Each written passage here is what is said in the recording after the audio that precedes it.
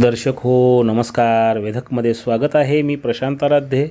Ujani update. उद्या 16 जुलै गुरुवारी सकाळी 7 वाजल्यापासून भीमा सीना जोडकालवा म्हणजे बोगद्यामध्ये सिंचनासाठी आवर्तन सुरू केलं जातं आहे. सुरुवातीला 200 क्युसेकनं पाणी हे उजनी धरणातून भीमा सीना जोडकालव्यामध्ये सोडण्यात येणार आहे आणि आवश्यकतेनुसार हा विसर्ग वाढवण्यात येणार आहे असल्याचं उजनी धरण व्यवस्थापनानं कळवलेलं आहे. खरं तर 15 जुलैपासूनच हे आवर्तन सुरू होणार होतं, मात्र आता ते उद्या सकाळी म्हणजे 16 जुलैला सकाळी 7 वाजल्यापासून सुरू करण्यात येत आहे.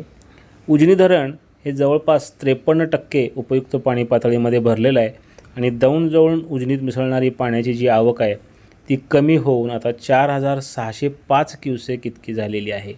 धरणामध्ये 92 TMC इतका एकूण पाणीसाठा आहे आणि जवळपास 28.50 TMC उपयुक्त पाणीसाठा आहे. दरम्यान सोलापूर जिल्ह्यात आज बुधवारी अनेक ठिकाणी मध्यम स्वरूपाचा पाऊस पडल्याच्या बातम्या आलेल्या आहेत.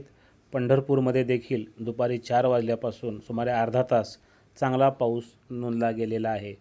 पुढील 2-3 दिवस सोलापूर जिल्ह्यासह आजूबाजूच्या भागामध्ये पाऊस पडेल असा हवामान खात्याचा अंदाज आहे. दरम्यान उजनी धरणातून कॅनॉल यासह पंढरपूरची आषाढी यात्रा पाहता नदीमध्ये आणि सीना माढा योजनेमध्ये पाणी सोडण्याची तयारी केली जात आहे.